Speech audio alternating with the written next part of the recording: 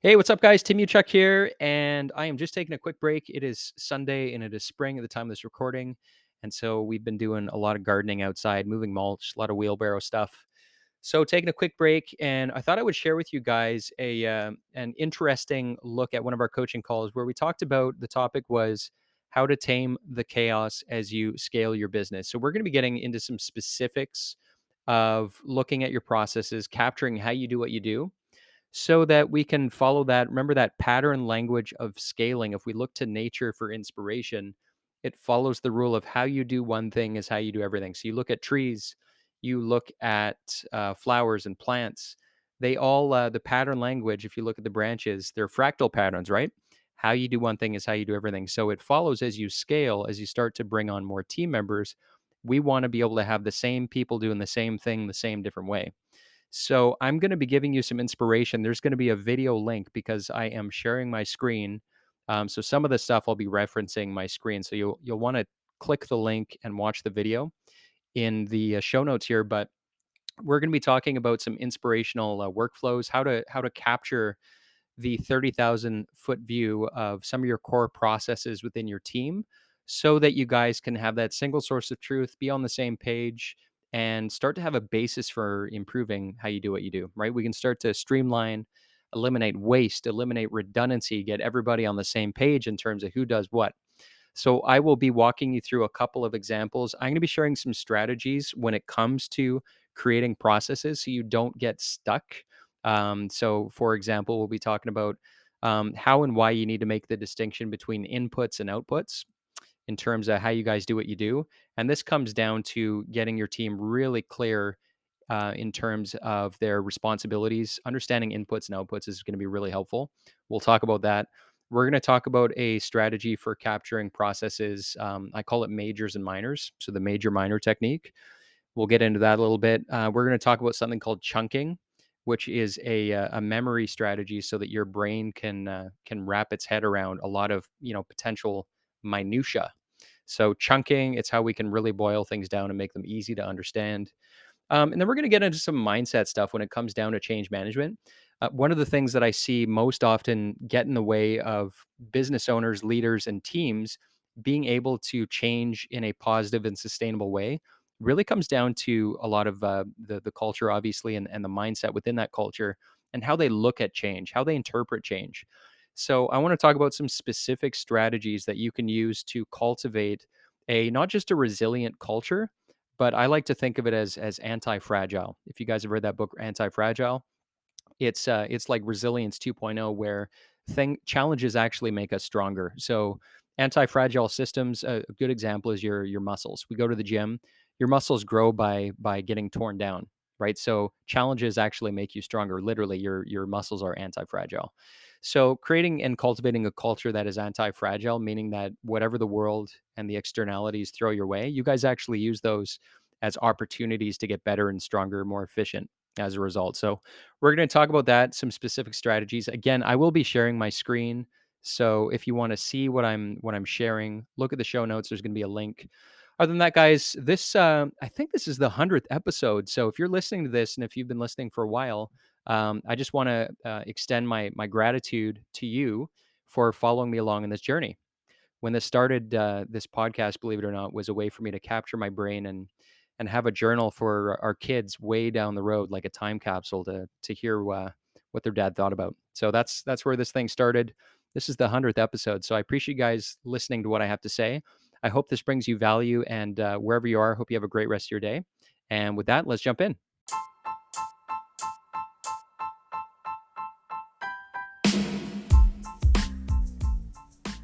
You know, when I look around at all the entrepreneurs who are grinding it out, spending 70 to 80 hours per week growing their business, you have to ask yourself the question, at what cost? Hi, my name's Tim Uchuk, and in this podcast, we're going to be exploring the tools, tactics, and strategies for crushing it and scaling your business without making the ultimate sacrifice of your time and freedom.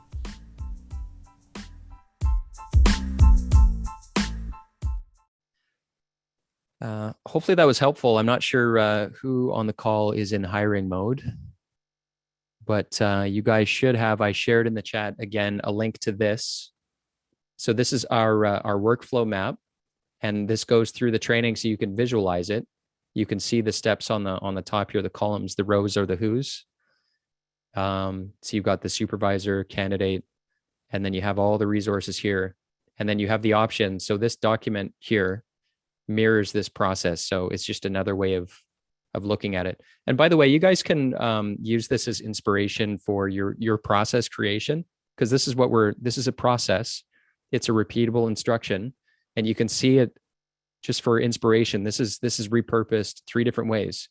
Way number 1 is a workflow map or diagram. Now, this is something that we can actually execute on, right? This is just for getting a single source of truth and agreement on here's the process. Here's the who's, the what's, and the when's from a high level. And we can pack in all the resources in a very efficient way, right? Right here, you can see, okay, how do I do this? Where's the resource? It's right here.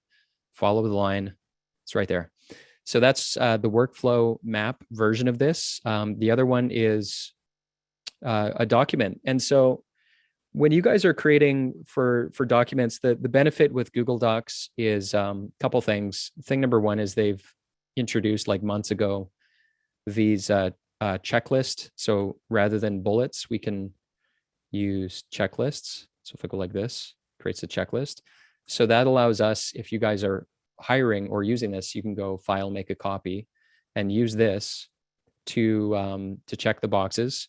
We have drop downs here as well, so you can stay on top of the one of 4 stages here. So we got the menu on the left. And then if you are using this to run it, you can also use it as a working document where we use the comments, where you can tag team members and you can make notes alongside as you're going through it, or even like improvement ideas. So a couple different ideas there. From a process documentation standpoint, if you look at this for inspiration, just to point out, we've got on page 1, we've got the title. We've got the information so that if an alien was looking at this, they would get the gist for what the process is, what we're looking at. And then a good starting point is, and we have I'll share this with you as well. So this is a template that we use to get really clear on what the 30,000 foot view of a process is. And we start with very like Fred Flintstone simple in terms of, okay, what's the title of the thing? And then what are the major milestones? So if you look at like a Boeing aircraft, for example, I think there's 8 major milestones to build an airplane. Of course, there's a lot of nuance and minutia within those, but if you can chunk it into, 4 big steps here, and we start with, I'll share this with you guys so you have it as well. It's called a process scoping diagram. So here you can see this blue box is the process. And then you've got the steps that you can add in here, and then the main activities within the steps. So these are the things that you do in order to satisfy this and move on, hand on the baton to the next. The other thing that is useful within this type of a diagram is I think of these as inputs and outputs. So activities here and desired outcomes here. So if we're talking about hiring, for example, that first step that we're looking at over here is identify and define new hires. So the main activities there would be create the job posting, update the responsibilities and assess what they would be actually doing, create the job description, create the job posting. Those are like the main activities, and those would go here. And the outcome is, if these are the inputs to create this output, like these are secondary to the main outcome. What at the end of the day do we want to accomplish? It really doesn't matter what these things are, as long as it accomplishes this stuff here.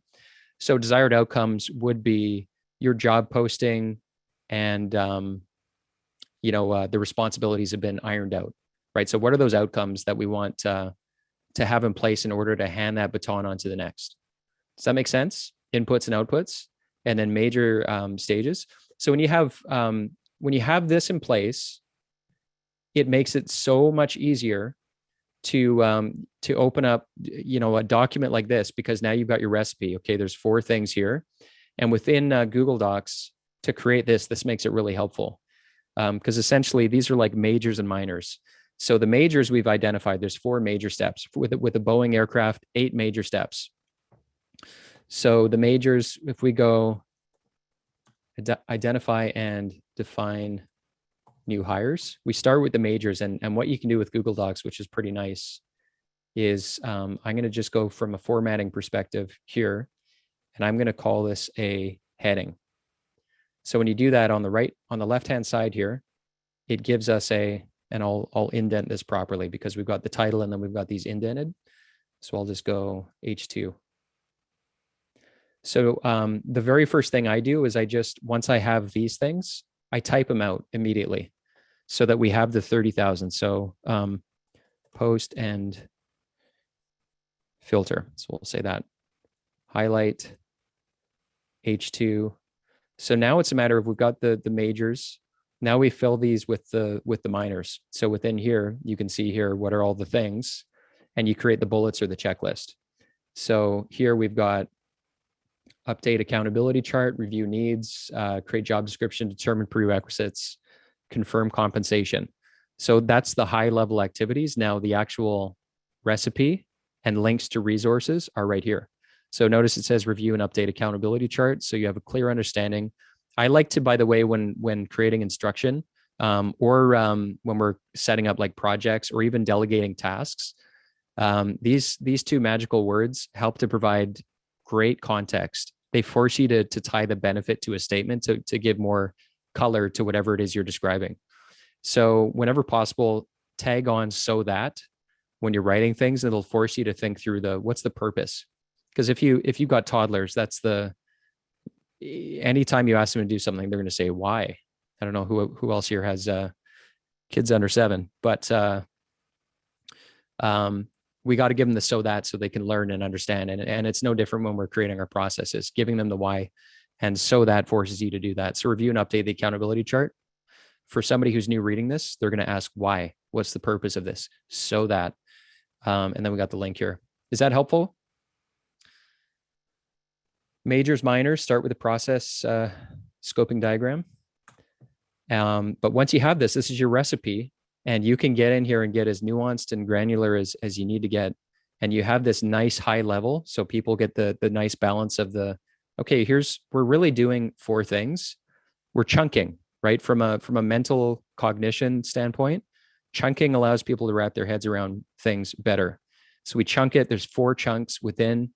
There's a lot of things, but what are all these things? We've chunked it further by having the main activities. So they understand the big milestones, and then the high level stuff here. And then, and that gives us a really good overview. So this is the document version. Hopefully that's helpful in terms of, and we have a template for this in our program as well. Happy to share it if you guys want it for you guys to build this out, but it starts with this and then you build out the majors. So we talked about the workflow diagram for a process. We talked about turning a process into a document this way. And then the last way, if you want to actually execute this using a project management tool like Trello or Asana or any of them, once you have this in place, you can create a workflow using, again, a tool like Trello or Asana. And so these actually become the stages. I'll show you how we do it in Trello. These become the stages, and you can create a template which captures all of this stuff. So this makes sense here, majors and minors? Before I move on, stop me if you want me to explain or expand. And the other thing, Sean and I were talking about this right here. From a mindset perspective with your team, this is like one of the best mindset things that you guys can adopt as a team and as a culture, and you guys as coaches for your team to really manage, because a lot of what we're doing here, especially in this program, is change management. So one of the biggest probably challenges or headwinds you guys will face implementing what we're doing here is going to be tied to, I think of them as white blood cells. Everybody naturally, even if there's no malice behind it, everybody naturally hates change. And so you guys need to, and your leaders need to really you got to reframe the change within your business through the lens of, that's why I love Kaizen and continuous improvement so much, because it applies to, it's a gift for, us in life. If you get disappointed when something doesn't go your way in life, and think of us as parents, telling our kids just, oh, you fell down, get up, dust yourself off. Did you learn something? Okay, let's apply the learning and move forward. That's what we teach our kids. So same messaging around change within your operation. When people, the expectation, and it's not because I think it's default, we just expect things to be perfect out of the gates. So when we build in the expectation, it's kind of like the scientific method that things won't be perfect, and that's okay. When we realize, when we implement this stuff, when we see that things aren't perfect, we're not going to flip out. We actually anticipated that. And so this is the technical term for continuous improvement through the scientific method is PDCA, which stands for plan, do, check, adjust. And this applies to almost everything when it comes to like your projects, your processes, any changes you guys are implementing. PDCA is, it's kind of comforting because, again, we're not surprised when things don't work out. It's just like, that's okay. Well, what worked? We're going to do more of that. What didn't work? Let's do less of that. Let's move on. Let's stop blaming the things out of the scope of our control. It's just a good mental framework that's going to serve even your team. It's going to set them up for success in their lives, in their personal lives, because they're not going to freak out when things don't go their ways. So that's kind of the benefit you're also giving them, which they can apply to other realms of their lives. So again, PDCA, let's say we're building out this process, we plan. So we just went through kind of a mini cycle there. We planned it up here. So let's go to the top. We planned it through the process scoping diagram. So here's what we think it's going to be. We've got like the 80%. And then you execute. So the doing is Sean and I were talking about the hiring and the onboarding. So we planned it. We had the conversation. We used the template. Now we're going to launch it. We're actually going to post that job in Indeed, and we're going to do it. Now, oftentimes we miss the second half of the pie, and this is where we get frustrated and we start to blame each other and throw people under the bus, and we're pissed off and nothing works here and everything's not perfect. But when you guys have this vocabulary in your arsenal, and you're intentional around, okay, let's actually do a check and adjust. And we're doing this rapidly for a new truck body build we're doing right now, because we're anticipating there to be bugs. There's like quality issues from some of our suppliers.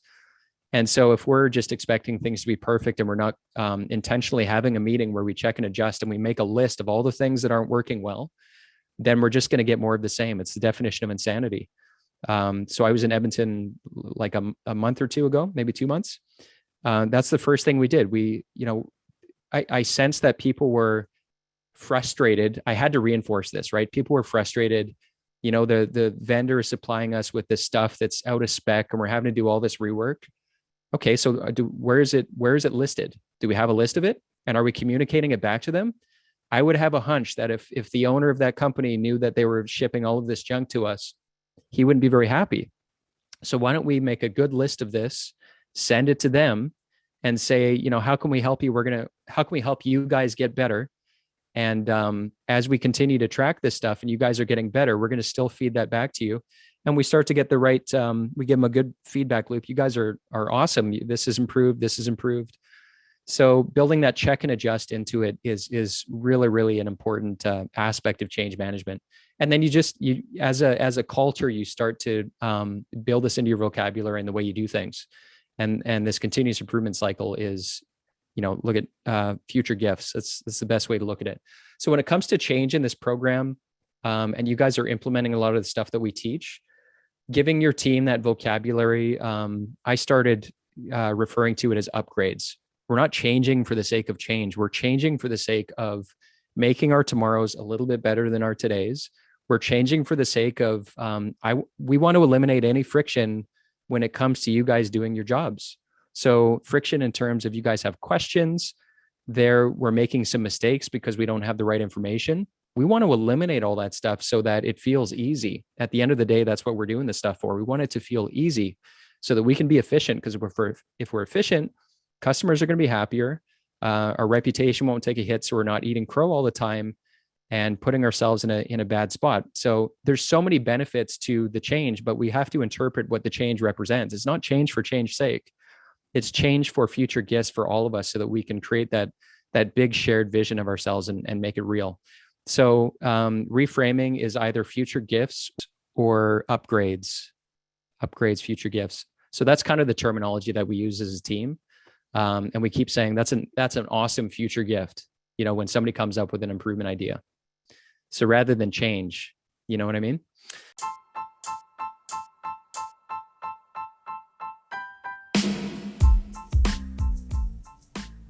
Hey, Tim Uchuk here, and real quick, if you enjoyed this podcast episode, if you could take a couple quick seconds to give it a rating, it would be very much appreciated.